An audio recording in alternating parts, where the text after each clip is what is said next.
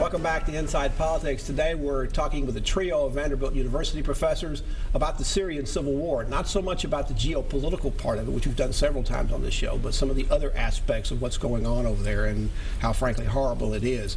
In the first segment, we talked a lot about what's going on in terms of the destruction of many historical artifacts there.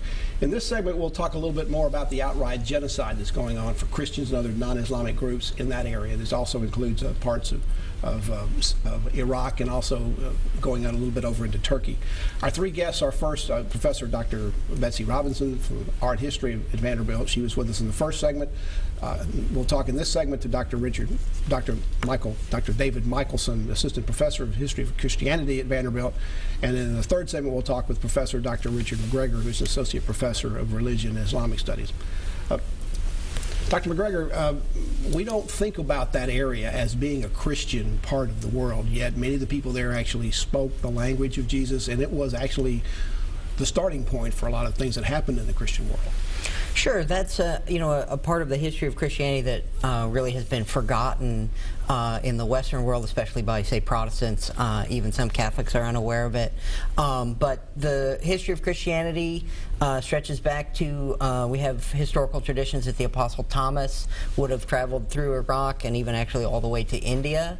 Christianity really thrived there even in the early phases of Islam up to the year 1000 for sure, and even a few centuries longer. Now, there's been persecutions of Christians in that area for at least during modern times quite a bit. What's different about what's going on with ISIL than what we've seen in the past? I think probably the main thing that's different is just the advanced military technology that's increased over the 20th century. So it's certainly the case that Christians in what would be today Iraq and Syria, these are not the first times in the past century they've faced genocide, but they're facing it now with more advanced weapons and definitely a most extreme ideology. Does the hatred of Christians over there, or the sense of this genocide, does it date more from the time of the Crusades, or does it predate even that time? Actually, I think it's more a modern consequence of modern ideas of nationalism, modern ideas of how religions have to be exclusive. If you talk to people from the region, they can even sort of remember earlier generations when this wasn't the case. Now, this appears to be a very organized effort. I mean, they don't just come in and wipe out villages. They take the people, they kill the men, and then they take the women and children and sell them off into slavery. So this is a lucrative business for them as well, not just religious.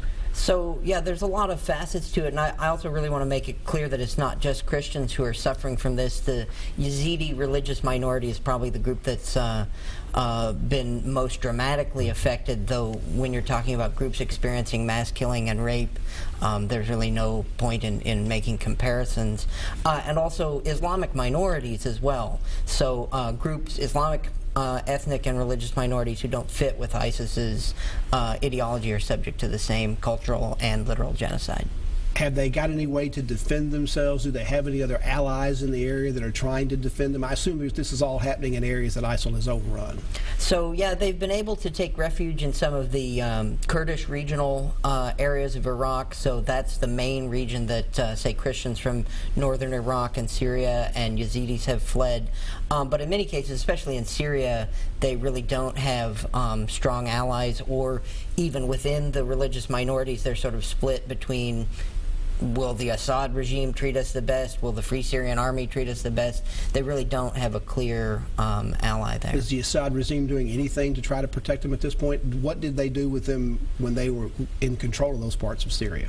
Sure, that's kind of a catch-22 for those populations, because under the Assad regime there was relative religious toleration, religious freedom. So there is some history there, even though it's a brutal dictatorship. Now there's been some talk that the protection they thought they were going to get from the Kurds, from the Peshmerga, hasn't really happened. Apparently there's sort of a quid pro quo going on between the Peshmerga and ISIL. If you leave us alone, we'll leave you alone. But that leaves the Christians and these other groups sort of caught in the middle and exposed to these things that are going on.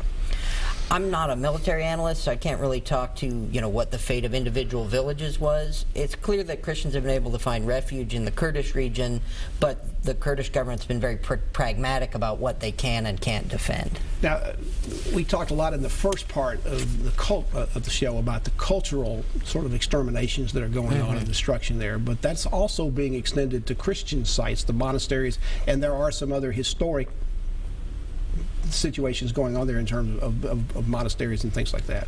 Sure. I mean, this is, I think, the story that people don't really realize. A good example of this is one of the sites that was destroyed in the city of Mosul, which is the second largest city in Iraq, the largest city controlled by ISIS, is people don't realize that Mosul is historically the city of Nineveh.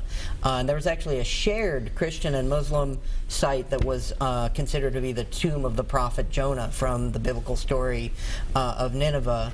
So what's being lost is not only these sites valued by Christians, but also a long history of Christians and Muslims actually living somewhat successfully together in the Middle East. And these are also sites that ISIL is trying to destroy? In the case of the Tomb of Jonah, it was one of the first things they blew up when they took the city. Now, with this sort of cultural extermination that's going on, I understand you are trying to seek some federal funding that would allow you to preserve whatever's left or whatever you can get to be preserved digitally. Tell us about that. Sure. So Vanderbilt University, along with Texas A&M University, has received funds from the NEH to try and preserve Syriac culture. So not specifically just Christian texts and monuments, but anything in the minority language of Syriac. We have a website, syriaca.org, where we're building some ways to digitally preserve it. Of course, digital preservation is not the same as preserving the culture on the ground, but it's something. We've been talking to Professor Dr. David Michelson in this segment of the show. We're talking particularly about the genocide efforts that are going on over in the Syrian Civil War as a part of the overall Civil War going on there. We're talking to a trio of Vanderbilt professors about what's going on in the Syrian Civil War. Back for our third segment to complete our conversation about this after this break.